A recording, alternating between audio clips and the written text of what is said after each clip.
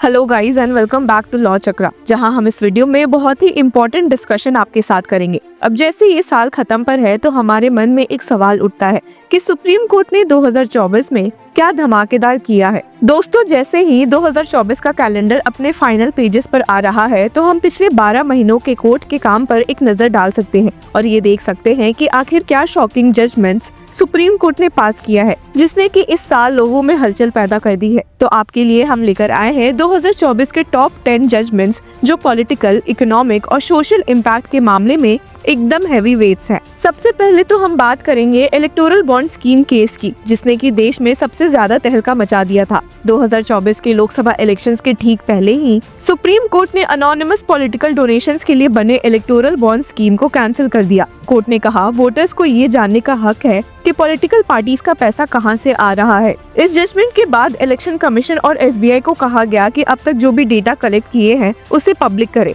इससे जर्नलिस्ट और रिसर्चर्स ने नई कनेक्शंस निकाली, डोनेशंस और गवर्नमेंट फेवर्स के बीच का लिंक। इसी में अगर आपको एक न्यू अपडेट दे तो ईडी इस स्कीम के एक बिगेस्ट पॉलिटिकल डोनर के पीछे पड़ी हुई नजर वापस से आई है। यहाँ हम बात कर रहे हैं लॉटरी किंग सैंटियागो मार्टिन की, जिन्होंने electoral bond worth ₹1368 crore donate किए थे और इस डोनेशन का सबसे बड़ा बेनिफिशियरी डीएमके पार्टी था with ₹509 crore of contributions received from him. अब कई लोगों का मानना है कि ये बात डिस्क्लोज होने के बाद ही ED had fought to restart the investigation against Martin after 2 years of court battles, जो कि सुप्रीम कोर्ट ने बंद कर दी थी इसलिए क्योंकि तमिलनाडु पुलिस ने अपना प्रेडिकेट ऑफेंस एफआईआर वापस से ले लिया था, जिसके आधार पर ही ईडी ने अपना मनी लॉन्ड्रिंग केस शुरू किया था। इस वजह से सुप्रीम कोर्ट के एक ऑर्डर के बाद पीएमएलए प्रोब बंद कर दिया गया था। अब इंटरेस्टिंगली इस केस में ट्विस्ट ये आया है कि तमिलनाडु पुलिस ने ये एफआईआर वापस से रिस्टोर कर ली है, जिसकी वजह से ईडी की जांच एक बार फिर से शुरू हुई है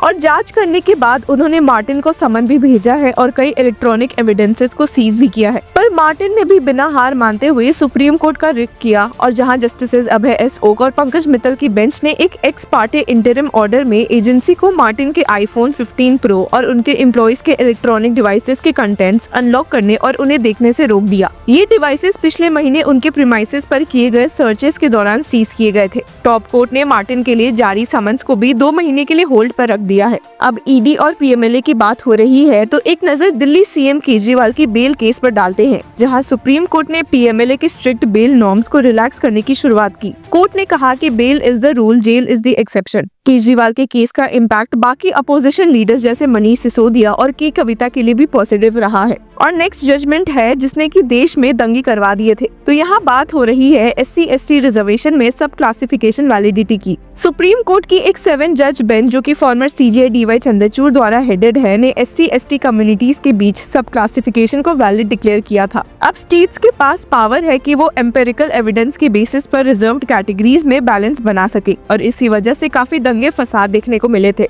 नेक्स्ट जजमेंट है जो कि AMU को माइनॉरिटी स्टेटस दिलवाने में सफल रहा है। आपको बता दें कि 57 साल बाद सुप्रीम कोर्ट ने एक नए पर्सपेक्टिव के साथ कहा कि अगर फाउंडर माइनॉरिटी कम्युनिटी से है तो इंस्टीट्यूशन को माइनॉरिटी स्टेटस मिल सकती है। ये जजमेंट एजुकेशनल इंस्टीट्यूशंस के लिए एक नया फ्रेमवर्क लेकर आई। और एक इंटरेस्टिंग लाइन ऑफ जजमेंट्स में नेक्स्ट सुप्रीम कोर्ट ने इलीगल बुलडोजर डिमोलिशन के खिलाफ डिटेल्ड गाइडलाइंस इशू की। नोटिस पीरियड, पर्सनल हियरिंग्स और प्रोसीजरल सेफगार्ड्स को इंश्योर करते हुए सुप्रीम कोर्ट ने कहा कि अगर रूल्स फॉलो नहीं हुए तो ऑफिसर्स पर्सनल लाइबिलिटी फेस करेंगे। ये तो हो गए कुछ बहुत ही अपैरेंट जजमेंट जिसने कि देश में एक हलचल पैदा की थी। और इकोनॉमिक और जस्टिस रिफॉर्म्स के पॉइंट से देखें तो नेक्स्ट जजमेंट उस कैटेगरी से बिलोंग करता है। यहाँ हम उस जजमेंट की बात कर रहे हैं जिसने कि स्टेट ऑटोनॉमी को बूस्ट किया और फेडरलिज्म का एक स्ट्रॉन्ग एग्जाम्पल सेट किया है। सुप्रीम कोर्ट ने कहा कि यूनियन गवर्नमेंट माइंस और इंडस्ट्रियल अल्कोहल पर स्टेट्स के लेजिस्लेटिव पावर्स को ओवरटेक नहीं कर सकती। स्टेट ऑटोनॉमी के लिए ये एक बड़ा बूस्ट था। और अगर जस्टिस के पॉइंट से देखें तो साल की शुरुआत में ही सुप्रीम कोर्ट ने एक ऐतिहासिक फैसला दिया था। बिल्किस बानो कन्विक्ट्स की रिमिशन कैंसिल करके गुजरात गवर्नमेंट के 11 कन्विक्ट्स की रिलीज ऑर्डर को कोर्ट ने कैंसिल कर दिया, जो कि जस्टिस BV नागरत्ना द्वारा ऑथर्ड था। ये वही केस है जो 2002 गुजरात राइट्स के टाइम पर गैंग रेप और मर्डर के लिए देश के कॉन्शियंस को हिला गया था। जजमेंट ने गुजरात गवर्नमेंट की गलती को हाईलाइट किया। कन्विक्ट्स ने महाराष्ट्र में सेंटेंस पाई थी तो रिमिशन का डिसीजन महाराष्ट्र का राइट था, ना कि गुजरात का। जस्टिस नागरत्न ने इस बात को अंडरलाइन किया कि रिमिशन तभी मिलनी चाहिए जब कन्विक्ट्स रूल ऑफ लॉ का रिस्पेक्ट करें। ये जजमेंट एक क्लियर मैसेज था कि कानून के साथ छेड़छाड़ अलाउड नहीं है। इसके बाद आते हैं चाइल्ड पोर्नोग्राफी क्रिमिनलाइज करने वाले जजमेंट पर। इस फैसले से इंडिया ने फाइनली चाइल्ड पोर्नोग्राफी को एक्सप्लिसिटली क्रिमिनलाइज कर दिया। जस्टिस परदीवाला ने कहा इससे चाइल्ड सेक्सुअल अब्यूज मटेरियल कहा जाना चाहिए। सोशल मीडिया प्लेटफॉर्म्स के लिए ये रूलिंग एक बड़ी चैलेंज ले आई, क्योंकि अब उन्हें ऐसे कंटेंट को जल्दी डिलीट करना होगा। इसके बाद देश में एक ग्रुप ऑफ सिटीजन्स की सिटीजनशिप को लेकर काफी चर्चा हुई थी। यहाँ बात हो रही है असम अकॉर्ड की, और जिसको वैलिडेशन सुप्रीम कोर्ट ने दे दी है। असम अकॉर्ड के प्रोविजंस को वैलिड डिक्लेयर करते हुए सुप्रीम कोर्ट ने कहा कि असम के कल्चरल कंसर्न्स का असली प्रॉब्लम इम्प्लीमेंटेशन है, नॉट द प्रोविजन इटसेल्फ।